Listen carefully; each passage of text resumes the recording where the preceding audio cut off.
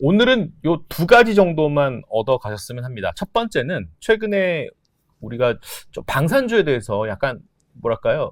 약간 어리둥절하시는 분들이 좀 계십니다. 이거를 뭐 미국 대선에 관련된 뭐 트럼프 수혜로 뭐 계속 언급하시는 분도 계시는데 어쨌든 중요한 거는 근본 는 어떻게 훼손되지 않았는가 뭐 이런 부분들입니다. 수주라든지 실적이라든지 최근에 어떤 지정학적 이런 요소들도 좀 곁들여서 좀 판단을 좀 해봐야 될 것 같고 종목으로 따지면 한국항공우주, 뭐 현대로템, 또 한화시스템, 한화에어로스페이스 뭐 등등의 이런 종목들이지 않습니까?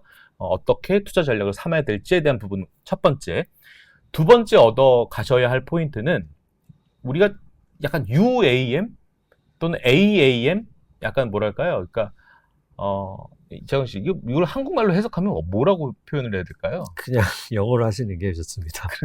아니, 네. 굳이 얘기하면 뭐 약간 미래항공 모빌리티. 미래항공, 뭐 도심항공, 뭐 여러 가지 뭐 약간 압축되어 있는 성격이 있는 그 영역이죠. 미래에 굉장히 중요한 테마가 될 수도 있고 그 진도는 지금 어느 정도 빼져 있는지도 좀 판단을 해야 될 것 같습니다. 그래서 오늘 이 두 가지 핵심 포인트를 얻고자 NH투자증권의 리서치본부 이재광 연구원님 모셨습니다. 안녕하십니까? 안녕하십니까. 예. 자, 이렇게 제목을 제가 이렇게 달았는데 바로 우리 흐름을 좀 보면서 바로 투자 전략을 좀 삼아야 될 것 같습니다. 차트 한번 보시면서 재광 씨가 좀 이렇게 뭐 우리 투자분들 뭐 좀 팁을 좀 주셨으면 하는데 한국항공우주를 그래도 좋게 보시죠. 일단 정리해서 말씀드리면, 예. 일단 뭐 뉴스나 이런 걸 보시면 아시겠지만, 전체적으로 아직 전 세계적인 평화는 오지 않고 있고, 보여주세요. 이정 연구원님 좀. 네, 언제 올지는 뭐 솔직히 모르겠습니다. 저도. 예, 근데 예. 하지만 뉴스가 뭐 좋은 뉴스는 안 나오죠. 여기서 말하는 좋은 뉴스라는 건 평화가 온다는 거고요. 갈수록 더 분쟁은 심해질 것 같고 또 선거도 있고요. 좀 그런 측면에서 전체적으로 각 국가별로 국방비를 더 지출해야 되는 유인은 계속 지속되고 있는 그런 상황입니다. 그래서 크게 달라지는 점은 없고요. 이제 투자 관점에서 그냥 간략하게 한번 요약을 하면은 일단 밸류에이션 관점에서 봤을 때는 풍산이 제일 뭐랄까요? 매력적이다라고 볼 수 있습니다. 왜냐면은 지금 뭐 국내든 해외든 보면은 뭐 밸류에이션 지표를 비교해 봤을 때 그냥 PER로 좀 비교를 해 보면은 뭐 트레일링이든 포워드든 대략 15배에서 20배 정도 이렇게 형성이 돼 있는데요. 풍산 같은 경우는 지금 뭐 그날그날 주가에 좀 다르겠지만 한 5배에서 7배 정도밖에 안 됩니다. 거의 뭐 한 2배 이상 싼 거죠. 그렇기 때문에 밸류에이션 측면에서는 저는 풍산이 제일 매력적이다라고 네. 말씀드리겠고요. 그 다음에 뭐 한 단기 모멘텀이라고 뭐 표현할까요? 저는 선호하지 않는 거지만 이제 이런 걸 잘 하신다라고 하면은 현대 로템이 좀 괜찮을 수 있다 이렇게 보고 있고요. 이유는 뭐 어쨌든 폴란드 2차 계약이 아직 체결이 안 됐는데 연내에는 아마 될 겁니다. 뭐 기사를 언론 보도를 통해서 보면은 뭐 9월에 그 행사가 있는데요. MSPO인가 뭐 이런 행사가 있는데 예. 그때 체결이 될 거다라는 뭐 그런 뭐 전망도 있습니다. 근데 그게 이제 맞을지 안 맞을지는 가봐야 아는 거지만 어쨌든 연내에는 체결된다라고 하면은 분명 주가에 영향을 미칠 수 있다라고 보기 때문에 단기적인 모멘텀으로는 현대로템 좀 괜찮아 보이고요. 뭐 꼭 단기 아니더라도 현대로템은 내년에도 실적은 올해보다 좋을 거는 이미 확정입니다, 사실. 네. 왜냐면은 2022년에 계약한 게 올해는 56대 정도 나가고요. 내년에 한 96대 나갑니다. 물론 이게 진행률로 이렇게 뭐 인식한다고 하니까 딱 2배다 뭐 이러긴 좀 어폐는 있지만 어쨌든 올해보다는 좋을 거고요. 이제 그 다음을 이제 봤을 때는 이제 2차 계약이 어떻게 되냐가 중요하겠죠. 어쨌든 그런 측면에서 로템도 좋고요. 네. 그 다음에 이제 뭐 좀 어떻게든 맘 편하다라고 제가 표현하기로 이제 맘 편하게 그냥 방산주에 투자하겠다라고 하면은 지금 주가나 밸류에이션 봤을 때는 저는 카이를 추천을 드립니다. 그래서 한국항공우주? 네, 카이 같은 경우는 뭐 좋은 게 뭐가 있냐? 그러면 뭐 아직 연초에 내세웠던 수주 가이던스 관련해서 아직 체결된 게 없어요. 그러면은 아마 하반기에는 연초에 내세웠던 게 이제 수리온 중동 지역 두 개 국가에 1.7조 원 정도 수출하는 거, 그다음에 FA50도 중앙아시아 아마 우즈베키스탄일 텐데요. 거기에 한 1조 원 정도 수출하는 거. 예, 이게 지금 계속 진행되고 있는 상황이고요. 하반기에는 이것도 체결될 거라고 저는 봅니다. 왜냐면 가이던스를 낸 거는 사실 가능성이 매우 높기 때문에 낸 걸 거고요. 뭐 체크해 봐도 이미 잘 진행되고 있는 것들이 많다라고 봤을 때는 그런 모멘텀도 있다고. 실적은 걱정 안 하셔도 되는 게 계속 좋아집니다. 내년에는 아마 상승폭이 내년 내후년에는 더 클 거예요. 왜냐면은 폴란드 계약한 것들이 이게 좀 어려운데요. 추정이 당연히. 쉽게 얘기하면은 폴란드 48대 계약했는데 작년에 12대가 나갔고요. 올해는 없습니다. 올해는 없고 내년에도 아마 빠르면 하반기쯤에 이제 나머지 36대들이 이제 순차적으로 나가는 그런 스케줄이고요. 말레이시아도 18대 주문했는데 그것도 아마 내년 내후년에 이제 인도가 됩니다. 이게 물론 이제 진행률 기준으로 바꿨기 때문에 이제 그 전에도 당연히 반영되면서 갈 텐데 당연히 인도될 때 좀 많이 되지 않을까라고 보면은 실적은 어쨌든 1, 2, 3 내년 내후년 예, 계속 좋아진다. 뭐 이렇게 봐도 저는 된다라고 보시면 되고 여기에 이제 아까 말씀드린 새로운 수주들이 들어가면은 더 계속 좋아지겠죠. 그리고 민항기 쪽 기체 구조물 사업도 계속 상반기 때 실적 좋았던 게 그게 좀 영향이 컸다라고 저는 보는데요. 이건 중장기적으로 계속 좋아질 수 있다. 이렇게 간략하게 좀 정리를 해볼 수 있겠습니다. 그래서 맘 편하게는 카이 다시 정리하면은 단기적으로 좀 한번 모멘텀을 한번 노려보겠다. 로템 밸류에이션 측면에서 이거는 너무 싸다. 네, 같은 방위 사업을 영위하고 이익의 절반 이상 방위 사업에서 나오는데 너무 절반 이상 싸게 거래되는 거는 풍산. 뭐 이렇게 정리할 수 있겠습니다. 약간 꽃놀이패 느낌도 있고, 그렇죠? 실적이 아직은 기다리던 것들이 숫자로 안 보여지고 있는 것들은 어쨌든 뭐 인도 될 거고, 네. 재무제표에 반영이 되는 거는 뭐 시간적 차이는 있지만 내년 정도부터 네. 반영이 될 거다. 네. 아까 이 말씀 중에 좀 궁금했던 부분이 우리가 너무 폴란드 약간 동유럽 요쪽에 좀 친숙했던 모멘텀이 있었는데 말레이시아라는 나라를 얘기를 해주셨는데 이 말레이시아가 한국 항공우주에만 비단 해당되는 나라가 아니죠. 다른 뭐 로템이나 이쪽에도 좀 영향이 좀 있나요? 없다고 하긴 뭐한데 일단은 항공전력이랑 이제 섬나라잖아요.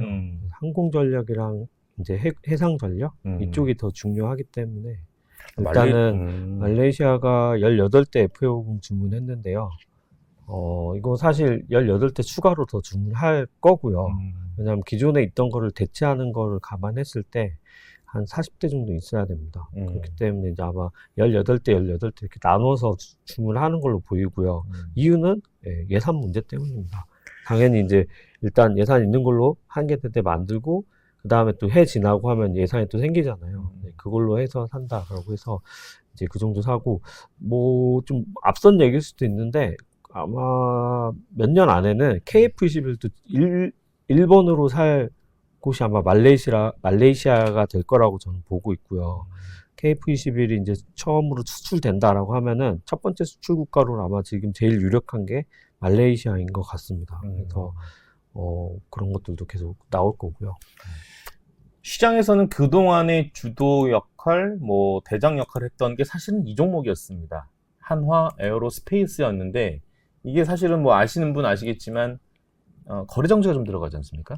아마 이번 주 27일인가 아마 그렇죠. 그래서 한 달 거의 한 정도 달. 들어가고요. 아시는 것처럼 인적 분할하기 때문에 예, 이렇게 된 한 달 정도 거래 정지 후에 이제 인적 분할이 돼서 다시 거래가 재개될 예정입니다. 그래서 이제 주도주형이 때 탈락되니까 잠시 이제 동면에 들어가니까 이것은 현대 로템이 내가 대장할게 이런 얘기도 시장에서 좀 있었는데 어쨌든 밸류에이션 매력은 역시 풍산이 좀 탁월한 것 같아요. 이게 보니까 방금 말씀해 주셨던 시총을 보니까 한 1조 한 6천억의 거래가 되고 있는데 지금 상반기 성적표를 이렇게 봤더니 대단하네요. 영업이익은 이미 작년 수치를 뭐 이미 달성을 한 부분들인데, 그러면 이거 밸류를 어느 정도까지, 그러니까 우리 목표 주가로 이제 항상 그 투자들이 궁금해하시는 부분들이 계셔가지고, 지금 시총에서 한 50% 정도는 업사이드로 봐도 뭐 무방할까요, 이게? 뭐 방위산업의 가치를 네. 아까 이제 다른 피어들만큼 준다라고 가정하면은 음. 한 10만 원도 될 수는 있습니다. 어, 근데 이제 한 번도 시장에서 그렇게 준 적이 없어요. 그렇기 때문에 그러네. 이제 항상 할인을 해서 저도 이제 적용을 하는데, 만약에 그런 할인을 안 한다, 네. 방위산업에 대한 가치를 제대로 준다, 음. 그럼 방위산업 가치만 해도 시가총액으로 못해도 2조는 넘을 거거든요. 거기다가 뭐 신동사업도 돈을 안 버는 사업도 아니고, 이제 구리 가격이 최근에 약간 좀 조정을 받았었지만, 네, 구리는 장기적으로 되게 유망한 그쵸. 금속입니다. 그쵸. 그렇기 때문에 신동도 뭐 그렇게 작다고 볼 수는 없죠. 그러면은 좋습니다. 이제 그 다음 이제 자료가 이제 최근에 이제 쓰신 자료거든요. 어디를 이게 다녀오신 건가요? 참관기 해서. 네, 이건 이제 판보로 에어쇼를 제가 다녀왔고요. 이게 내용이 굉장히 방대해서 중요한 것만 예, 중요한 말씀을 것만 드리면은, 이재왕 연구원님 자료를 통해서 판보로 에어쇼가 우리나라 투자자분들은 에어쇼 되게 생소하실 텐데, 뭐 CES 이런 건 되게 친숙하신데 에어쇼는 생소하실 텐데, 생소해요. 예. 사실 규모로 따지면 에어쇼가 CES보다 훨씬 크고요. 아, 그래요? 네, 왜냐면 산업 자체가 다르기 때문에 잘 몰라요. 처음 네, 들었어요. 돈도 엄청 많이 거래돼. 아무튼 네. 되게 큰 행사고요. 세계 이제 뭐 3대 에어쇼 뭐 이렇게 부르는데, 제 기준에 사실 양대 에어쇼라고 저는 생각하고요. 영국의 판보로 에어쇼랑 프랑스의 파리 에어쇼가 어떻게 보면 저는 이제 세계 최대 에어쇼다라고 보는데, 왜냐면은 뭐 그쪽에서 항공산업이 발전했으니까 당연히 여전히 그런 거라고 보시면 자료를 되고요. 보여주시면서 말씀 주셔야 될 것 같아요. 너무 정지 화면처럼 보이니까. 자료 여기 지금 이거 예. 말하는 예. 겁니다. 그렇습니까? 예. 자료는 읽어보세요. 이거를 뭐 제가 오디오북도 아니고 이거를 할 수는 없고요. 네. 이제 경연으로 열립니다. 그래서 음. 홀수년 때는 파리 에어쇼고요. 짝수는 판보로인데, 올해는 짝수죠. 그래서 이제 올해는 판보로에서 하고요. 매년마다 이렇게 돌아가면서 합니다. 그래서 이제 항공우주 방위산업 관련해서는 가면은 많은 걸 배울 수 있는 자리고요. 일단 뭐 자료의 핵심은 AAM이고요. 다른 것까지 하면 이제 너무 방대하기 때문에 AAM에 집중해서 좀 자료는 작성한 거고요. 결론은 이제 뭐 관심 있는 분들도 있으실 텐데, 이거 뭐 언제 되냐, 뭐 심지어 정말 비관적으로 보면 사기다라고 보신 분들도 있는데, 절대 사기가 아니고요. 네. 일단 이번에 가서 뭐 여기저기 만나고 다 뭐 보고 해서 말씀드리면은 내년에는 됩니다. 내년 원래 목표가 사실 24년이었는데요. 네. 그게 뭐 이게 왜 늦어진 이유는 이제 인증하는 과정에서 미국에서 이제 기준이 뭐 바뀌는 게 하나 있었어요. 그게 갑자기 바뀌면서 이제 행정적인 절차가 필요해서 1년이 좀 늦어진 거라고 보시면 되고요. 그 뒤에 다 잘 진행됐고, 지금 마지막 이제 남은 변수가 SFAR이라고, 이게 이제 약간 운영 규칙 같은 거라고 생각하시면 돼요. 근데 이게 이제 10월에 확정이 될 건데요. 아마 업계 요구가 반영된 거로 저는 보고 있는데, 대부분도 그렇게 보고 있고요. 그렇게 된다라고 하면은 25년부터 상용화가 가능해집니다. 그래서 근데 만약이라는 건 있기 때문에, 혹은 만약에 그 업계 요구 반영 좀 안 돼서 들어가면은 좀 1년 정도 늦어질 수도 있습니다. 근데 그거에 대해서 간단하게 설명드리면은, 이거 너무 복잡해질 수 있는데, 뭐 만약에 안 된다 해도 엄청나게 바뀌는 게 아니고, 돈이 좀 더 들어가고, 돈과 시간이 살짝 더 들어간다고 보시면 돼요. 그러면은, 기존에 이제 업체에 투자한 주주들은 이제 돈이 더 들어가니까 당연히 돈과 시간이 더 들어가니까 기분은 안 좋겠죠. 근데 만약에 그 가망 당국에서 그렇게 해라라고 하면은 뭐 따라야 되고요. 그런다고 해서 이게 안 되는 건 아닙니다. 단지 돈과 시간이 조금 더 들어간다. 이렇게 보시면 되고요. 그래서 현재 이제 여러 업체들이 있는데, 업체별로 보면은 여기 보시는 것처럼 내년을 목표로 삼고 있는 회사는 조비 에이비에이션과 아처 에비에이션 두 회사가 있고요. 그다음에 릴리움하고 이브라는 회사는 내후년, 버티컬에서는 27년 뭐 이렇게 목표를 잡고 있습니다. 근데 여기에서 제일 이제 가능성이 높은 거는 저는 조비라고 보고 있고요. 조비는 내년에 무조건 할 겁니다. 만약에 미국에서 무슨 인증에 이런 뭐 절차의 문제가 생기더라도 두바이에서 할 겁니다. 두바이랑은 이미 다 계약을 돼 있고요. 이게 뭐 인증 못 받았는데 그냥 하냐 그게 아니고 이거는 이제 절차의 문제인데 두바이도 미국의 기준을 그대로 준용합니다.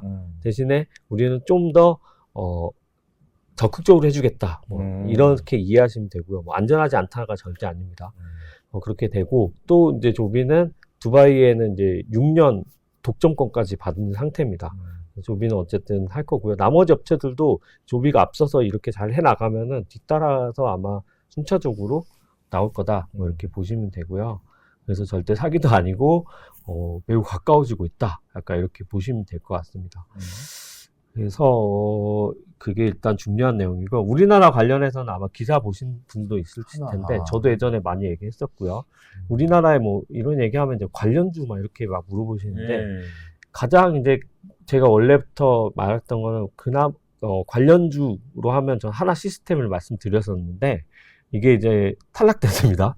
왜냐면 하나 시스템은 오버웨어 투자를 중단을 했고요. 기체 관련해서는 아마 이제 투자를 더 다른 방식으로 할 건지 뭔지 모르겠는데 공식적으로 얘기를 안 하니까 제가 함부로 말하기는 어렵습니다만 그냥 나와 있는 상황으로 추정한 걸로 말씀드리면은 일단 팩트는 오버에 대한 추가 투자는 없습니다. 그건 이번에 2분기 실적 발표 때도 발표를 한 거고요. 돈 들어간 거네. 네, 손실 처리 다 했습니다. 2분기 때. 그래서 하나 시스템하고 하나 에어로스페이스에서 그동안에 이제 투자한 게 여기 제가 정리한 것처럼 한 2억 불 정도 투자를 했습니다. 근데 이거 다 손실 처리 이미 했고요. 손실 처리 했다란 말은 이제 이 회사에는 더 이상 투자 안 하겠다는 뜻이겠죠. 그렇겠네. 자체적으로 할지 안 할지는 저도 모르겠습니다만 어쨌든 이 회사에는 안 했고요. 그럼 왜 안 했냐? 뭐 이게 뭐 안 좋아서 그러냐? 뭐 사기라서 그러냐? 뭐 이렇게 보실 수도 있는데 그건 아닐 거고요. 일단은 오버웨어의 기존의 목표를 보면은 원래 작년 말에 이 무인 시제기까지 만들었어요. 이렇게 공개까지 했는데 이게 올해 초에 이제 올해 아마 상반기에는 이게 시험 비행을 하기로 했었고요. 그게 성공하면은 여기 이제 시리즈 B의 마일스톤이 달성되는 거였습니다.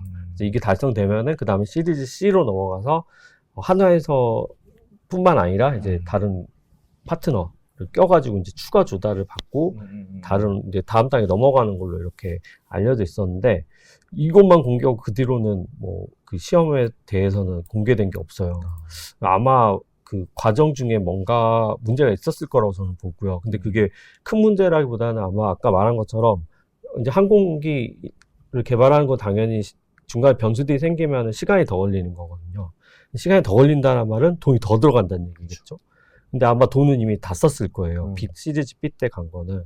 근데 이게 성공을 하면은 이제 외부 투자가 좀 수월해졌을 텐데 아마 성공을 못했으니까 그렇겠죠? 성공을 못했고 그러면 외부 투자가 어려운데 그러면은 이걸 계속 끌고 가려면은 하나에서 아마 돈을 계속 더 추가를 해야 되는데 거기에서 아마 이제 의사결정이 바뀐 게 아닌가라고 추정을 하고요. 네, 어쨌든 이제 그래서 더 이상 추가 투자를 안 한다라고 이런 상황이 됐습니다. 그리고 그 다음에 이제 뭐 수혜주라고 하긴 어려운 게 이제 워낙 큰 회사니까 그렇지만 또 적극적으로 하는 데가 현대차 그룹입니다. 현대차 그룹은 이제 슈퍼널이라는 회사를 미국에 만들어서 거기서 투자도 하고 심지어 본사에서도 따로 인력과 투자가 있는데 일단은 슈퍼널 투자 현황을 제가 한번 정리를 해봤는데 돈을 어마어마하게 지금 투자를 하고 있는 상황입니다. 일단은 현대차 그 다음에 현대모비스, 기아 이 3사가 지분을 44, 33, 22 이렇게 나눠가지고 투자를 하고 있고요. 합산으로 말씀드리면은 22년에 거의 4,380억을 넣었고 23년에는 4,860억. 이게 아마 환율 차이일 거예요. 아마 달러는 그대로 똑같을 것 같은데 환율 때문에 이런 차이인데 어쨌든 4에서 5천억씩 매년 넣었고 올해도 1분기 때만 7천억을 넣었습니다. 이건 아마 환율이 올라가서 그런 건지 돈을 더 넣었는지 모르겠으나 어쨌든 한화로는 7천억, 7,130억을 넣었죠. 다 더하면은 현재 토탈 1.6조를 넣었습니다. 이거는 제가 알기로는 세계에서 제일 많이 넣은 거고요. 단일 주체가 이 AM에 투자한 걸로는 현대차 그룹이 제일 많이 투자했습니다. 참고로 토요타가 조비에 투자한 게 한 4에서 5억 불입니다. 예, 그거보다 많죠. 예, 이렇게 적극적으로 하고 있다. 근데 하나처럼 되는 건 되는 가능성도 그거는 모르겠어요. 근데 돈을 하나 아까 2억 불이었잖아요. 이거는 거의 예, 10억 불이 넘는 돈이죠.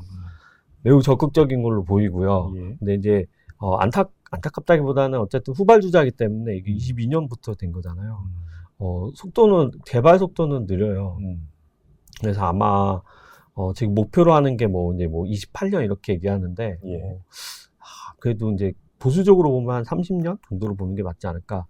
예. 그래서 이제 아마 지금 제가 알기로는 제가 추정키로는 1.6조 투자한 거에 한 8천억 정도 현금이 있을 것 같아요. 이제 그 전에 쓰고 그 정도면은 한 길게 잡아 2년치일 것 같거든요. 그러면 또 추가 돈이 더 들어가야 되겠죠. 근데 이렇게 적극적으로 하니까 이게 의지의 문제라고 보고요. 현대차 그룹에서 이거 투자 못할 정도 규모는 아니라고 저는 알기 때문에 의지의 문제지 잘 됐으면 좋겠다. 이렇게 당장은 아니더라도 그리고 이걸 가지고 현대차나 모비스나 기아를 사는 건 말이 안 되죠. 네. 그래서 이번에 이제 판보로 때도 이렇게 프로토타입이긴 하지만 모델을 이렇게 전시를 했어요.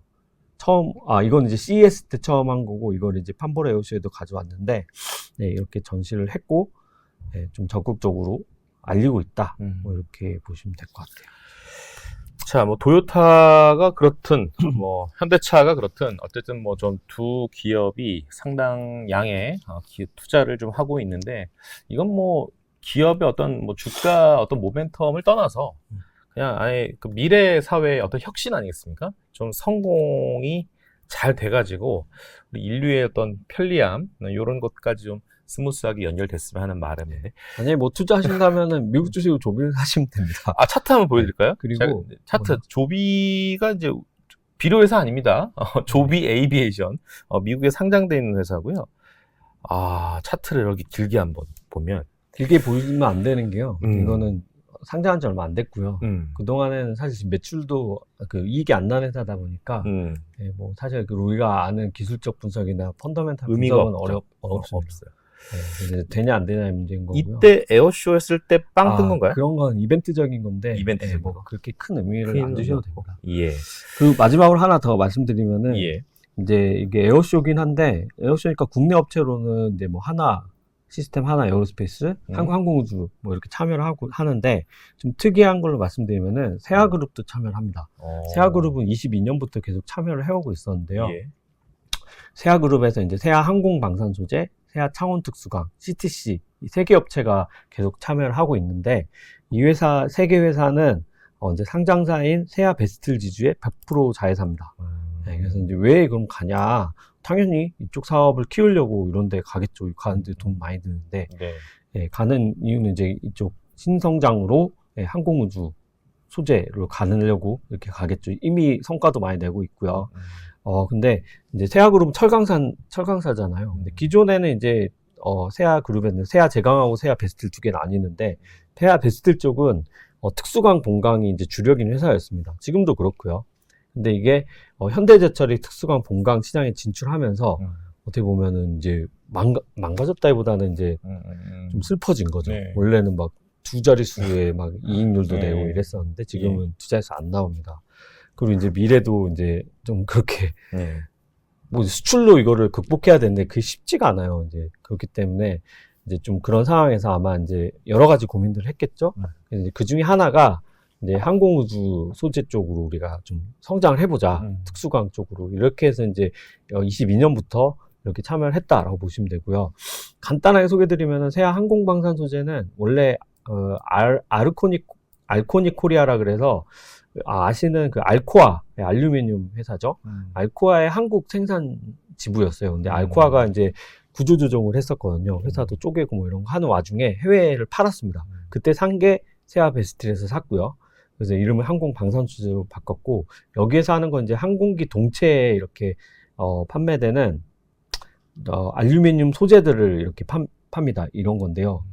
그동안에는 원래 알코아 밑에 있을 때는 보잉이 아니고 보잉에만 납품을 했었는데, 미국 회사니까 아마 그랬던 것 같긴 한데요. 이제 주인이 바뀌었잖아요. 굳이 보잉에만 할 필요는 없잖아요. 이제 그렇죠. 성장하려면 여러 군데 그렇죠. 해야 되니까. 그래서 지금은 에어버스, 뭐 다른 데까지 다 넓히려고 노력 중이고요. 예. 그래서 이런 데도 가는 거겠죠. 네. 가장 최근에는 이제 에어버스의 커머셜 쪽 말고 디펜스 쪽, 방위산업 쪽에도 인증을 획득을 했다고 합니다. 이제 그런 쪽으로 이제 점점 넓혀가려는 회사고요. 세아 창원 특수광은 예전에 포스코 특수광은 세아에서 이제 인수한 건데 여기도 특수광 본광이 주긴 하지만 이제 여기는 이제 니켈 합금, 스테인리스 합금 뭐 이런 거를 하고 있습니다. 그래서 여기에서 지금 이제 하려고 하는 거는 항공우주 쪽에 이제 소재에 들어가는 거를 하려고 하는데 확인된 바는 없지만 언론에서 나온 걸로는 스페이스X에도 지금 이미 납품을 하고 있다라는 기사도 계속 나오고 있었죠. 네, 맞아요. 네. 네, 그리고 아마 그것 때문인지 뭔지 저는 모르겠습니다. 많은 어쨌든 미국의 텍사스주에 회사를 또 설립을 했습니다. SST라고 세아 슈퍼알로이 테크놀로지 약자인데 여기에 이제 2천억을 들여가지고 공장을 짓습니다. 네. 26년에 이제 준공되는데 그러면은 아마 그 근처에 있는 회사들한테 납품을 하겠죠. 그 근처에는 스페이스X, 블루 오리진, 뭐 로키드 마틴 등등등 우주 업체들이 있는 네. 곳입니다. 이제 이런 걸 하려고 하고 있고요. 뭐 지금은 전체에서 아마 차지하는 비중이 낮을 거거든요. 근데 이제 이런 것들이 잘 되고 하면은 이제 성장성 측면에서 좀 특수광 본광 때문에 좀 눌려 있었던 성장성이 좀 살아날 수 있는 계기가 될 수 있겠다. 그래서 좀 주목하자. 뭐 이렇게 말씀드리겠습니다. 예, 뭐 지금 세아 베스틸 지주 차트 하나만 더 보여드리면 뭐 이런 모습입니다. 뭐 계속적으로 지금 되게 밸류가 싼 회사로 유명한 세아 베스틸 지주로 알고 있는데, 네, 근데 뭐 이런 걸 하고 있다라는 거를 그렇군요. 말씀드리려고 좋습니다. 네. 자, 이재강 연구원님이랑 이제 컨텐츠를 하면은 이게 좀 지루하신 분들도 계세요. 이렇게 약간 이렇게 리뷰를 들어보면 너무 재미없어라고 하는데, 근데 반대로 매니아들이 많으세요. 그러니까 뭐냐면 이 스토리텔링이 좀 재밌지 않으세요? 들으면 들을수록 계속 듣게 되는. 그래서 이재강 연구원님이랑 이렇게 우주항공 테마 쭉 얘기하다 보면 이렇게 좀 약간 고개가 끄덕끄덕이 됩니다. 스토리가 되게 재밌습니다. 그래서 여러분 주식 공부할 때 어느 큰 산업을 공부할 때는 이 스토리를 어느 정도 좀 이렇게 아시면서 그래서 업데이트 하시는 그런 연습을 좀 필요하지 않을까 싶어요. 정리하자면 국내 방위산업 쪽에서는 밸류에이션 풍산이 좀 싸다. 그다음에 단기 모멘텀으로 봤을 때는 현대 로템, 그다음에 무난하게 쭉 중장기로 가져가실 분들은 한국항공우주 이렇게 보시면 될 것 같고, 그 외에 AAM 관련된 이번에 참관기 관련된 인사이트도 한번 짤막하게 요약 버전을 들어보셨습니다. 다음 주에는 이제 9월이 될 텐데, 9월에는 여러분들 이제 우리 화목한 런치스탁이 전에 한번 말씀드렸지만 이제 격주로 운영이 됩니다. 짝수차 화요일과 목요일날 운영이 되는데 어떤 주제를 할 거냐면 이겁니다. 우리 NH투자증권의 고객분들이 약간 좀 불편해하고 좀 수익률이 굉장히 좀 상처가 입은 이런 종목들을 이렇게 좀 알선해서 압축해서 그거에 대한 우리 솔루션을 한번 진단해보고 솔루션까지 한번 얻어내는 그런 영상을 계속 11월까지 쭉 한번 가져가 보려고 하는 거니까 아마 비단 뭐 NH투자증권님의 우리 고객님뿐만 아니라 이 방송을 보시는 우리 시청자분들의 아마 수익률도 아마 뭐 이런 해당되는 종목들도 비슷한 결과가 아닐까 싶어서 상당히 좀 가치 있는 컨텐츠가 되지 않을까 싶습니다. 우리 NH투자증권의 애널리스트 분들 상당히 좀 난감하실 수도 있지만 저는 좀 솔직하게 현재 상황 진단해서 솔루션까지 얻어내는 그런 인사이트 메시지를 전달하고자 9월에는 그렇게 좀 운영을 하도록 하겠습니다.